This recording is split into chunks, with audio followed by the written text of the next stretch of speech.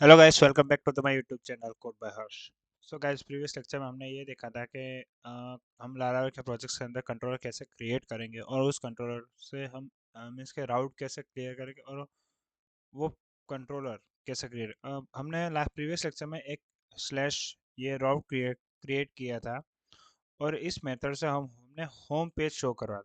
अब मैंने simply just क्या कि ये बूटस्ट्रैप का कोड है जो W3 स्किल के नेविगेशन पे से मैंने लिया है, इसे मैंने कॉपी करके सिंपली जस्ट पेस्ट किया है और ये होम पेज के अब मुझे इसमें क्या करवाना है।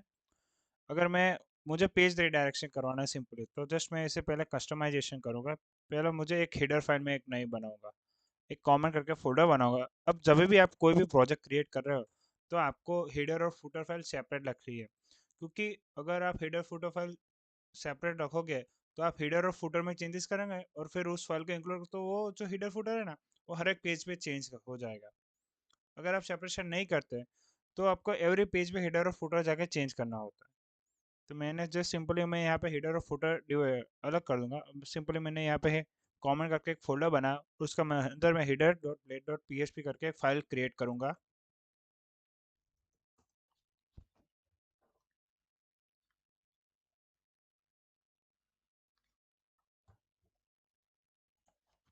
अब इसके अंदर ये जो 9 बार का कोड है, मैं सिंपली जस्ट कॉपी करूंगा। मैंने वो 9 बार का कोड हेडर डॉट पी करके फाइल में पेस्ट कर दिया। अब यहाँ से ये होम पेज के अंदर से ये 9 बार चला गया है। अब मैं यहाँ उसे इंक्लूड कराऊंगा, तो वो कैसे इंक्लूड होता है, कुछ इस टाइप से।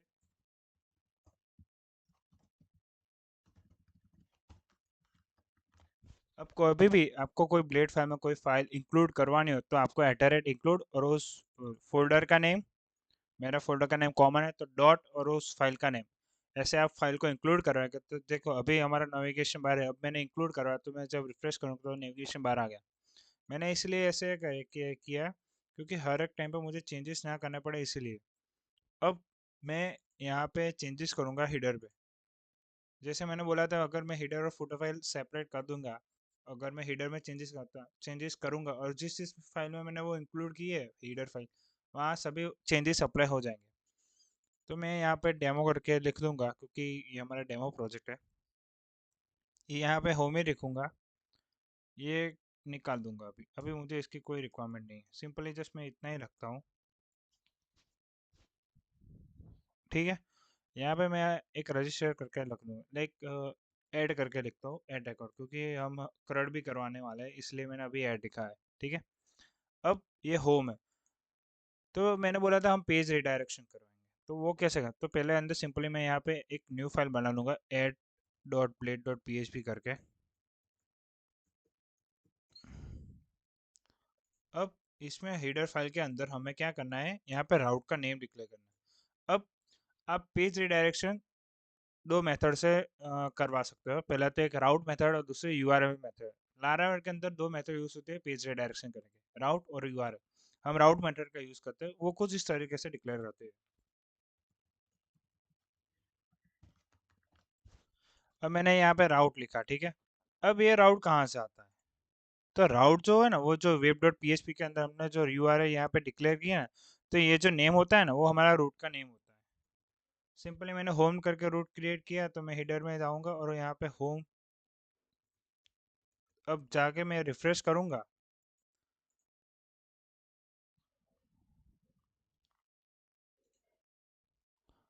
तो ये होम है। तो जब भी मैं इसे राइट क्लिक करके ओपन न्यू टेबल करूंगा तो वो यही पेज शो करेगा, क्योंकि वो होम पेज यहीं पे ही आता है। अब हम ऐड करके एक यूआरएल बनाएंगे, ऐड करके मेथड बनाएंगे, गेट मेथड, जहाँ पे हम हमारा फॉर्म शो करवाएंगे। तो एक यूआरएल बनाते हैं पहले।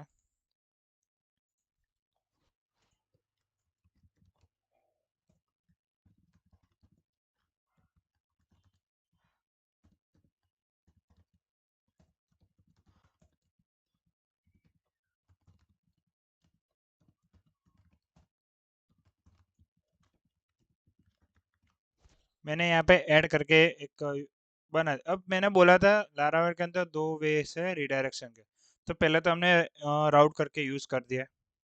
दूसरा वे है यूआरएल मेथड जो मैंने बोला था। तो यूआरएल मेथड कुछ इस तरीके से वर्क करता है, आपको ये यूआरएल लिखना है और सिंपल सिंपल स्लैश और ऐड। अब ये ऐड क्या होता है, मैंने यहाँ पे कैपिटल ए लिखा है और ये देखो मैंने यहाँ पे रूट के नेम पे ऐड, यहाँ पे ए स्मॉल है और यहाँ पे ए कैपिटल है। तो जब भी आप यूआरएल मेथड डिक्लेयर करते हो ना, तो आपको ये स्लैश के बाजू में जो नेम है ना वो लिखना है। अब मैंने ये लिखा है ऐड, तो मैं इसे रिफ्रेश करूंगा। अब वो add dot blade dot PHP पे जाएगा यहाँ पे। तो मैं जस्ट सिंपली यहाँ पे देखा दे रहा हूँ एक मैसेज ऐड करके।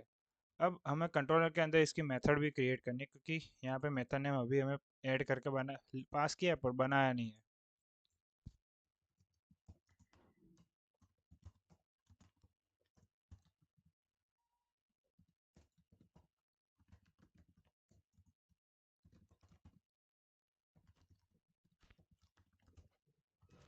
अब ऐड करके मेथड हमने बना दिया, वहाँ पे रिटर्न भी ऐड डाल दिया। तो जब भी हम यहाँ पे मैंने बोला था ऐड, अब भेज चाहिए, तो ये देखो आ गया, ये यूआरएल मेथड से आया।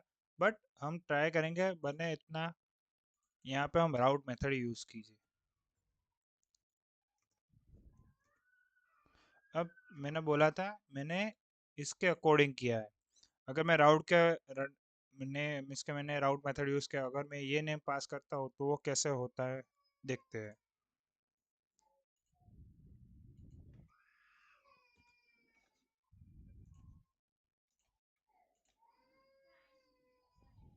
वो उसने एरर दी, क्योंकि ऐसा कोई राउट का नेम है ही नहीं, इसलिए।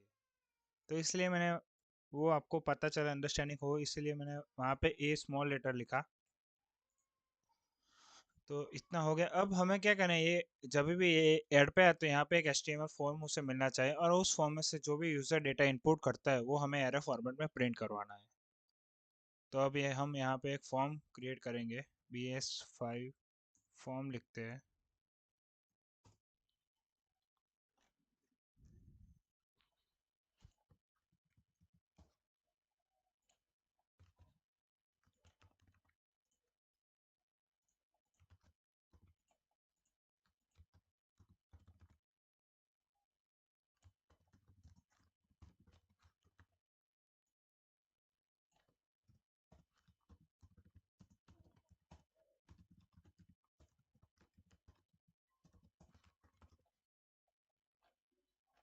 अब ये देखो ये हमारा फॉर्म है जो bs5, हम टेम्पलेट ही सीधा उठाएंगे, यहाँ से हमें सिर्फ फॉर्म ही चाहिए।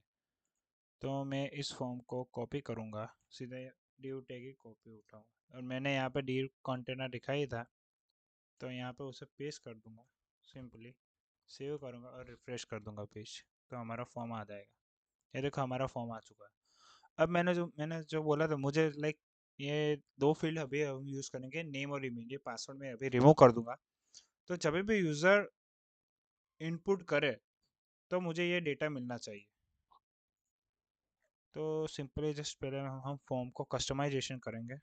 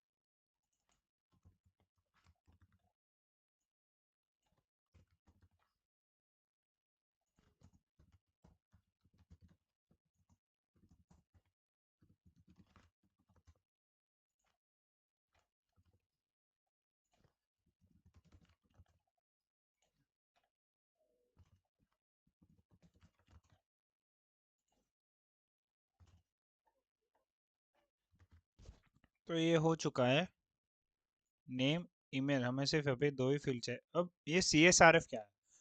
सी एस आर एफ एक टोकन है जो सिक्योरिटी टोकन है। जब भी आप यूज़र को डेटा सेंड करते हो, लाइक फॉर्म में डेटा जब आप डेटा डाला, अब आप पोस्ट मेथड यूज़ करते हो, तो सी एस आर एफ एक टोकन जनरेट करता है, जो एवरी टाइम जब भी आप रिक्वेस्ट सर्वर को भेजते हो, तभी वो एवरी टाइम वो unique generate token token generate होता है। ये जो है वो इंक्रिप्शन टोकन होता है, लाइक डेटा को सिक्योरिटी आइडेंटिफाई करने के लिए टोकन जनरेट होता है।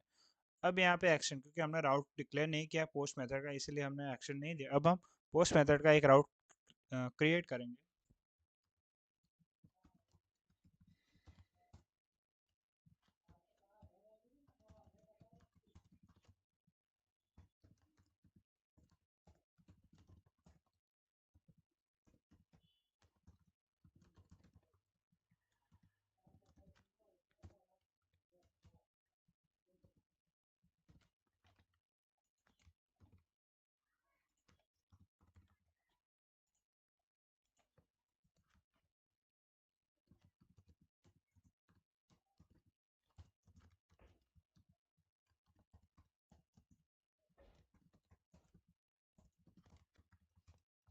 अब ये देखो गाइस, हमने यहाँ पे पोस्ट मेथड, अब पोस्ट मेथड इसलिए रहा क्योंकि फॉर्म में से हम डेटा पोस्ट मेथड में ला रहे हैं, इसलिए हमने पोस्ट मेथड डिक्लेयर किया।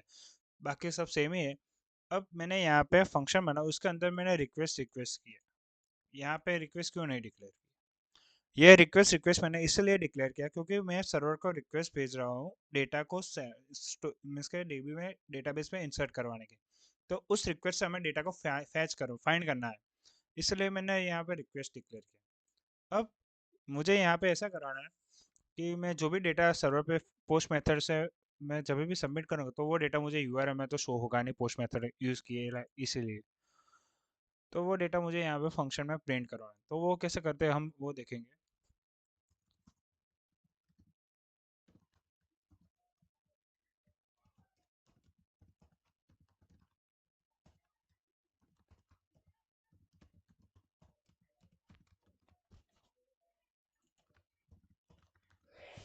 तो गाइस, मैंने सिंपली जस्ट यहाँ पे ऐड रिकॉर्ड करके रिक्वेस्ट और इको प्री, लाइक प्री एक फॉर्मेट में डेटा को करने के लिए प्री होता है, प्री यूज होता है ये प्री टैग। प्रिंट आर जो फंक्शन है वो कोई भी एरे को प्रिंट करने के लिए हम प्रिंट आर फंक्शन का यूज़ करते हैं पीएचपी के अंदर। अब जब भी मैं यहाँ पे डेटा सेंड करूँगा, अब मैं यहाँ पे राउट डिक्लेयर कर देता हूँ।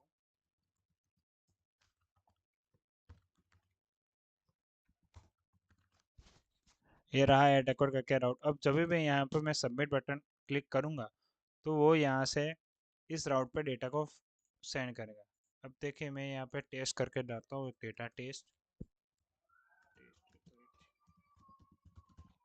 अब जब मैं सबमिट बटन पे क्लिक करूँगा, तो वो मुझे इस प्रकार से एरर फॉरवर्डेड डेटा का। अब मैंने बोला था ये टोकन नंबर है, जो C S R F token हमने जो जनरेट किया था ना यहाँ पे, वो ये टोकन नंबर है जो एवरी टाइम यूनिक देता है।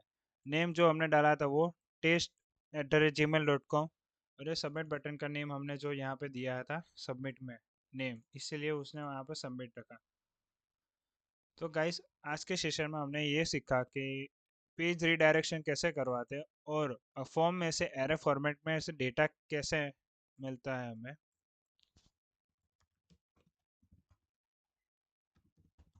हमने पहले कुछ और टोकन जनरेट किया और फिर से रिफ्रेश करके ये दूसरी बार रिक्वेस्ट सेंड किया, तो ये दूसरा टोकन जनरेट हुआ। ये टोकन एवरी टाइम एक यूनिक टोकन जनरेट करता है। तो आज के इस लेक्चर में हमने सिर्फ इतना सीखा, पेज रीडायरेक्शन और एक HTML फॉर्म क्रिएट किया, उसमें से डेटा को सेंड किया, और वो डेटा हमने इस मेथड में कैसे प्रिंट किए करवाया है वो।